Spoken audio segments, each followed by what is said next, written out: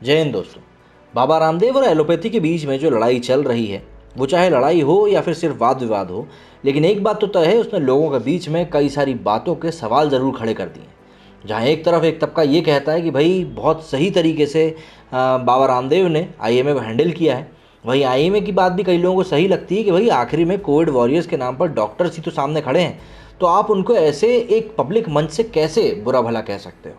अब इन सब बातों के बीच में उनके ऊपर राजद्रोह का मामला भी चलाने की बात हुई, 1000 करोड़ का लीगल नोटिस भी उनको भेजने की बात हुई, कई सारी बातें हुई। लेकिन कहीं ना कहीं बाबा रामदेव हर एक बात को लेकर माफ़ी मांग लेते हैं और फिर एक बाद में कुछ एक नई बात कह देते हैं। अब इस एलोपैथी विवाद के बीच बाबा रामदेव ने एक बयान दिया था कि उनकी लड़ाई आईएमए से नहीं बल्कि ड्रग माफिया से है, जो इलाज के नाम पर बेवजह के टेस्ट कराते हैं और दवाइयों को महंगे दामों पर बेचते हैं। आज इसी बयान पर सफाई जारी करते हुए बाबा रामदेव ने इस मामले को जन औषधि केंद्र से जोड़कर समझाया। साथ ही FAIMA मतलब फाइमा के लीगल नोटिस पर उन्हें जवाब देकर उसे वापस लेने की सलाह भी दी। बाबा रामदेव ने अपने हालिया ट्वीट में कुछ दवाइयों की लिस्ट को उनकी असली कीमत और बाजार में बिकने वाली कीमत के साथ प्रस्तुत करते हुए लिखा कि मोदी जी को जन औषधि केंद्र इसलिए खोलने पड़े क्योंकि कुछ लोग मूल औषधियों को ब्रांडेड के नाम पर कई गुना ज़्यादा दामों पर बेचकर आर्थिक शोषण कर रहे थे। आपके संज्ञान हेतु हम कुछ औषधियों की मूल सूची प्रस्तुत कर रहे हैं और इसी वेदना से पीड़ित व द्रवित होकर मैंने इनको ड्रग माफिया भी कहा था। बता दूं कि बाबा रामदेव ने एक न्यूज़ चैनल से बातचीत में कहा था कि मेरी लड़ाई उन ड्रग माफिया के खिलाफ है जो गैर ज़रूरी ऑपरेशन करते हैं, गैर ज़रूरी टेस्ट करते हैं। मैं ये नहीं कहता। वेदांता हॉस्पिटल के हेड डॉक्टर नरेश त्रिहान और एम्स के डायरेक्टर डॉक्टर रणदीप गुलेरिया भी यही कहते हैं।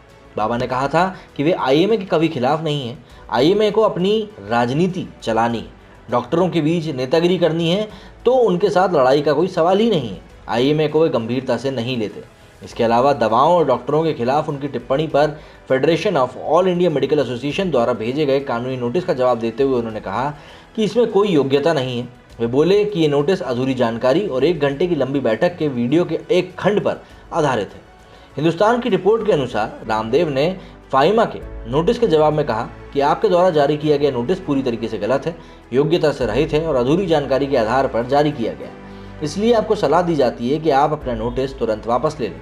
बाबा रामदेव ने नोटिस के जवाब में कहा कि उनके बयानों को संदर्भ से बाहर ले जाया गया, वे केवल प्रयोगात्मक चिकित्सा के अत्यधिक उपयोग पर सवाल उठा रहे हैं। उन्होंने बताया कि इससे पहले भी कई चिकित्सा विशेषज्ञों ने प्रायोगिक उपचारों के अति प्रयोग के बारे में चिंता व्यक्त करी है और उनमें से कई को बाद में उपचार प्रोटोकॉल से हटा भी दिया गया था। वहीं फाइमा के महासचिव सुरवंकर दत्ता ने कहा है कि वे अब इस मामले में कानूनी राय लेंगे।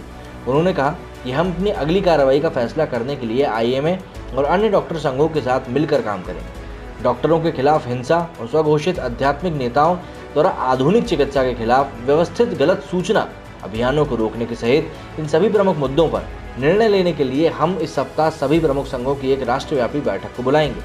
अब बात समझने वाली यहाँ पर यह है कि एक बाबा रामदेव जिनकी बात को आप यही खुद ही कहते हैं कि वो बात गलत कहते हैं, तो आखिर उनके खिलाफ इतना बड़ा एक मोर्चा खोलने की कहाँ से आवश्यकता पड़ गई। लेकिन बात वही है कि जहाँ पर धुआं होता है वहाँ पर आग ज़रूर होती है, क्योंकि बगैर आग के धुआं नहीं उड़ता।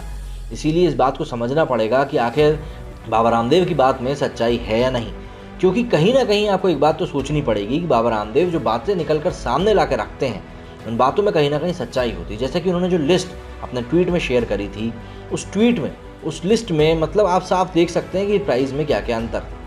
अब आगे देखना पड़ेगा कि बाबा रामदेव इन चीज़ों से किस तरीके से टैकल करते हैं। मेरे इस वीडियो में फिलहाल इतना ही। जय हिंद, जय भारत।